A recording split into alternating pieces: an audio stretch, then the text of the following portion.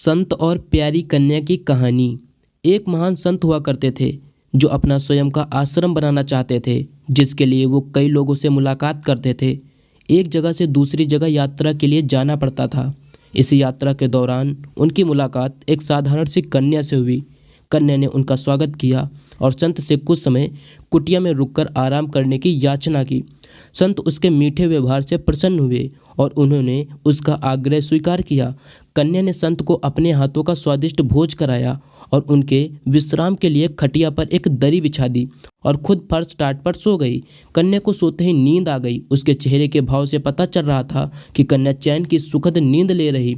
उधर संत को खाट पर नींद नहीं आ रही थी। उन्हें मोटे नरम गद्दे की आदत थी जो उन्हें दान में मिला था। वो रात भर कन्या को ही सोच रहे थे कि कैसे इस कठोर जमीन पर इतने चैन से सो सकती है। दूसरे दिन सवेरा होते ही संत ने कन्या से पूछा, तुम कैसे इस कठोर धरा पर इतने चैन से सो रही थी?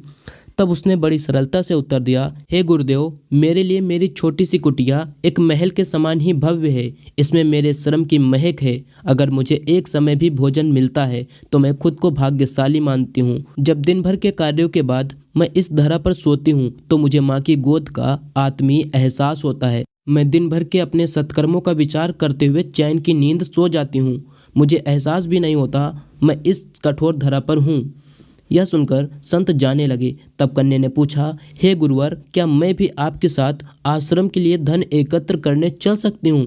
तब संत ने विनम्रता से उत्तर दिया, बालिका, तुमने जो मुझे आज ज्ञान दिया है उससे मुझे पता चल गया कि चित्त का सुख कहाँ है। अब मुझे किसी आश्रम की इच्छा नहीं रह गई।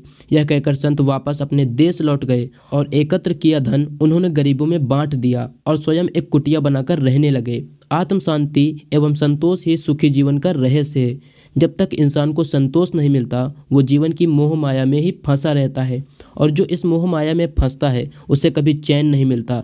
जीवन का सुख संतोष में है। अगर मनुष्य जो है उसे स्वीकार कर ले और उसी में खुशियाँ तलाशे तो वो उसी क्षण सारे सुख का अनुभव कर लेता है। जिस तरह कन्या एक वक्त के भोजन को ही अपना सौभाग्य मानती है और कठोर धरा पर भी चैन से सोती है, उसी कारण उसे जीवन में सभी सुखों का अनुभव हुआ है। वहीं एक संत बैरागी होते हुए भी खाट पर चैन से नहीं सो पा रहा था क्योंकि उसे अपने पास जो है उसमें संतोष नहीं था। जिस दिन उसने यह सत्य स्वीकार कर लिया उसे एक कुटिया में भी अपार शांति अनुभव होने लगा। यह कथा सुखी जीवन का रहस्य कहती है। आज घर में अपार धन दौलत ऐशो आराम होते हुए भी लोग शांति से नहीं रहते।